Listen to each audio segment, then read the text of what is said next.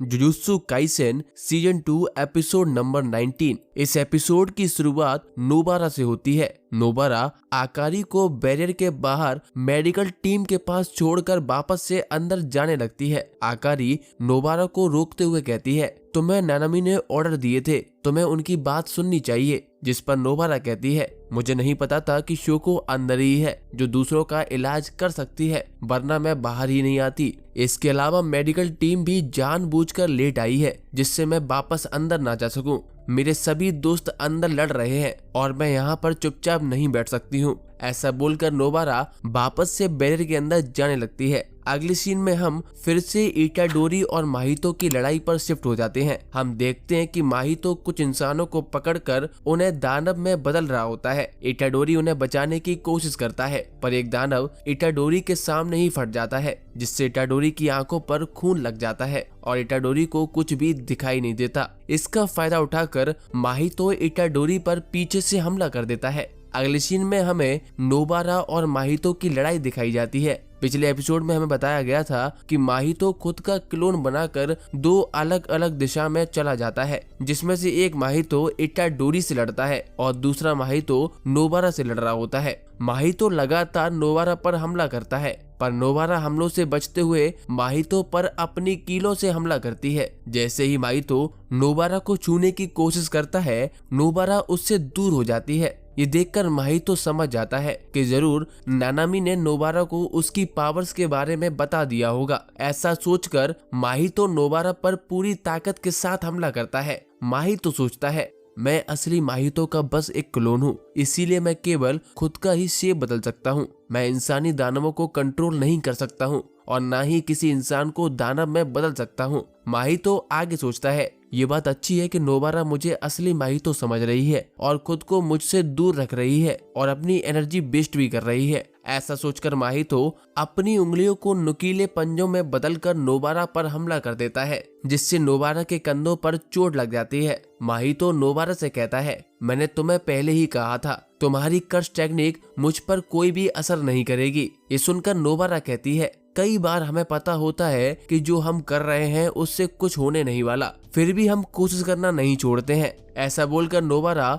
फिर से माहितो पर हमला करती है। इस बार नोबारा एक कील को माहितो के ऊपर फेंक देती है जो जमीन पर जाकर लग जाती है, जिसके बाद नोबारा माहितो की तरफ कूदते हुए अपनी कर्स टेक्निक एक्टिवेट करती है। हम देखते हैं कि जमीन पर पड़ी हुई सारी कीलें बहुत बड़े कांटों में बदल जाती हैं जो सीधा जाकर माहितो के अंदर घुस जाती हैं। इसके बाद नोबारा माहितो के ऊपर जाकर बैठ जाती है और कहती है, जब से मैंने तुम्हारी पावर्स के बारे में सुना था तब से मैं सोच रही थी कि तुम्हें कैसे हराया जाए। इसके बाद नोबारा एक कील को माहितो के माथे के अंदर घुसेड़ देती है और कहती है, मुझे पता था ये काम कर जाएगी। हम देखते हैं कि क्लोन पर हुए हमले का असर असली माहितो पर भी होता है। जैसे ही असली माहितो इटाडोरी पर हमला करने वाला होता है, बहुत सारे बड़े बड़े कांटे उसकी बॉडी के आर पार हो जाते हैं और उनसे खून निकलने लगता है। दूसरी तरफ क्लोन के मुंह से भी बहुत सारा खून बहने लगता है। ये देखकर माहितो सोचता है, मुझे लगा था कि ये लड़की कुछ भी नहीं कर पाएगी।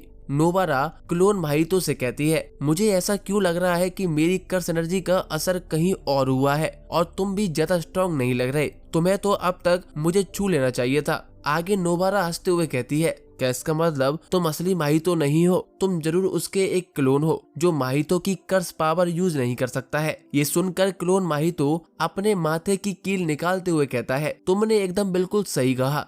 हम दूसरी तरफ देखते हैं, नोबारा के हमले से असली माहितो कमजोर हो जाता है। इसका फायदा उठाकर इटाडोरी लगातार माहितो पर जोरदार मुक्के मारता है। असली माहितो सोचता है, हमले के बाद भी मैं फ्रीली मूव नहीं कर पा रहा हूँ। आगे इटाडोरी माहितो पर हमला करते हुए नोबारा को शुक्रिया कहता है। इटाडोरी आगे सोचता है, मैं किसी को भी नहीं बचा सका और लोगों की कोशिशें बेकार हो गई, पर तुम्हारा शुक्रिया, तुम्हारी वजह से मुझे एहसास हुआ कि मैं अकेला नहीं हूँ, इसीलिए आज मैं माहितो को मार दूंगा। ऐसा सोचकर इटाडोरी लगातार माहितो को जोरदार मुक्के मार रहा होता है। दूसरी तरफ नोबारा सोचती है, मेरे हमलों का क्लोन माहितो पर असर हो रहा है, इसीलिए अब ये मुझ पर लगातार हमले नहीं करेगा। ऐसा सोचकर नोबारा माहितो से कहती है, असली गेम तो अब शुरू हुआ है। पर हम देखते हैं कि क्लोन माहितो वहां से भागने लगता है। नोबारा सोचती है, मैं चाहूँ तो इसे छोड़कर सीधा गोजो को बचाने के लिए 5वें फ्लोर पर चली जाऊं, पर अगर मैंने इसे अभी छोड़ दिया तो ये बाद में बहुत परेशानी खड़ी करेगा।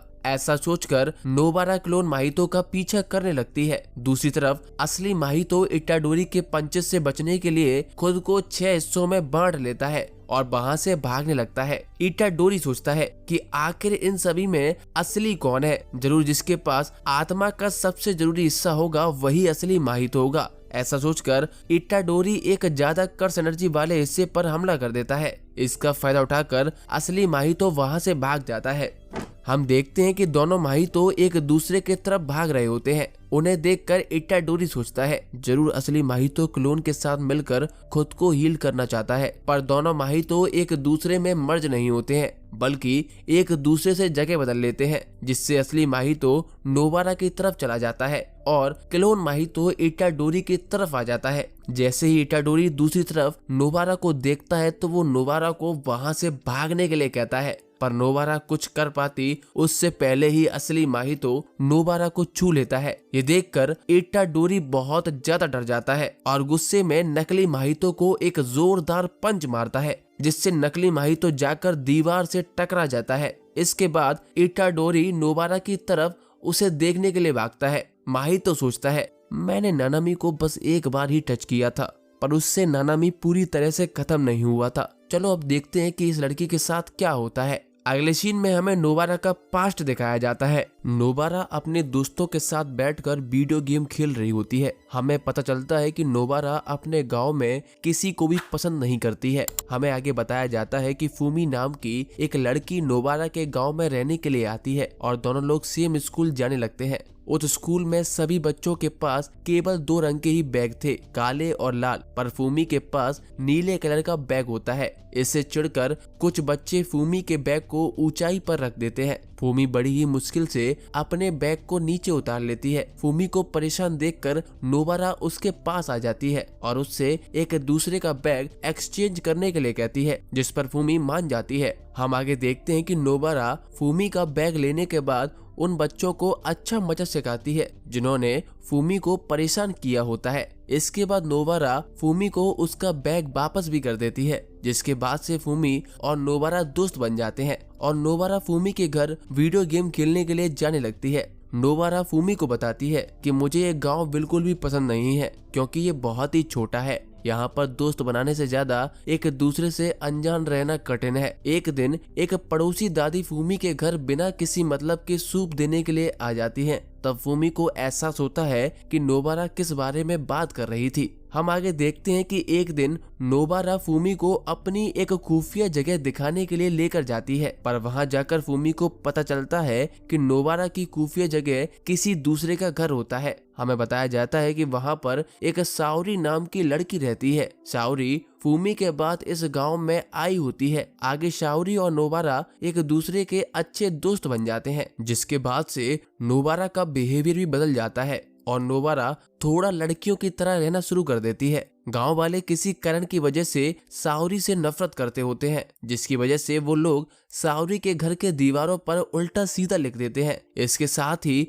बर्फ और कचड़ा भी साओरी के घर के आगे डाल देते हैं। इन सभी चीजों से परेशान होकर एक दिन साओरी गांव छोड़कर चली जाती है। साओरी को जाता देखकर नोबारा बहुत ज्यादा रो रही होती है। इसके कुछ समय बाद नोबारा साओरी को ढूंढने के लिए टोक्यो के हाई स्कूल में एडमिशन ले लेती है और गांव छोड़कर चली जाती है। जाते समय नोबारा फूमी से वादा करती है कि अगली बार हम तीनों फिर से साथ मिलकर बैठेंगे। अगले सीन में हम वापस से प्रेजेंट में आ जाते हैं। हम देखते हैं कि शाओरी एक कंपनी में अपनी सीनियर के साथ देर रात तक काम कर रही होती है। शाओरी अपने सीनियर को नोबारा के बारे में बताती है। वो कहती है कि जब मैं 8th क्लास में थी तब मैं एक गांव में रहने के लिए गई थी। वहां पर मेरी मुलाकात 2 लड़कियों से हुई थी जो मुझसे 7 साल छोटी थी। उनमें से एक लड़की का नाम नोबारा था जो हमेशा मुझसे चिपकी रहती थी। मैं उस समय अकेली थी और मुझे नोबारा बहुत ज्यादा क्यूट लगती थी, इसीलिए मैं उसे अपनी छोटी बहन जैसे मानती थी। उस समय दोनों लोग 1st क्लास में थे। आगे साओरी बताती है, मैंने उन्हें अपनी कॉन्टैक्ट डिटेल्स नहीं दी थी क्योंकि मुझे पता था कि एक दिन हम लोग अलग हो जाएंगे। मैंने जब गांव छोड़ा था तब नोबारा मेरे लिए बहुत ज्यादा रोई भी थी। अब देखो, मुझे ऐसे गधों की तरह काम करते हुए देखकर नोबारा जरूर अपसेट हो जाती। मैं सोच रही हूँ कि आखिर नोबारा अभी कहाँ होगी और क्या कर रही होगी। इसके बाद हम वापस से माहितो, नोबारा और इटाडोरी की तरफ शिफ्ट हो जाते हैं। माहितो नोबारा को छू चुका होता है। नोबारा अपने गाल पर हाथ रखकर अपने गांव के बारे में सोच रही होती है। नोबारा सोचती है, मुझे लगा था कि गांव में सभी लोग बहुत अजीब थे, पर ऐसा नहीं है। केवल वही लोग ज्यादा शोर करते थे जिन्हें किसी चीज से परेशानी थी। इन लोगों की वजह से मुझे लगता था कि मुझे छोड़कर बाकी गांव के सभी लोग दूसरों की जिंदगी में टांग अड़ाते हैं। आगे नोबारा अपने चेहरे से अपने हाथ को हटाती है तो उसे अपने आसपास इटाडोरी, मेगुमी, गोजो, माकी, पांडा और इनो बैठे हुए दिखाई देते हैं। उन्हें देखकर नोबारा आगे कहती है, पर यह सब सच नहीं था। नोबारा अपनी दूसरी तरफ देखती है तो उसे पहले फूमी दिखाई देती है, फिर उसके बाद में खुद का बचपन दिखाई देता है। नोबारा आगे कहती है, मुझे माफ कर देना फूमी, मैं अपना वादा पूरा नहीं कर सकी। आगे नोबारा इटाडोरी से कहती है, सभी लोगों से कहना कि मेरा साथ यहीं तक था। इसके बाद नोबारा मुस्कुरा कर कहती है, मैंने एक बहुत ही सुंदर जिंदगी जी है। इसके बाद जहाँ पर माहितो ने नोबारा को छुआ होता है वहाँ से खून निकलने लगता है और नोबारा जमीन पर गिर जाती है। ये देखकर इटाडोरी को बहुत ही बड़ा सदमा लगता है और इसी के साथ ये एपिसोड खत्म हो जाता है।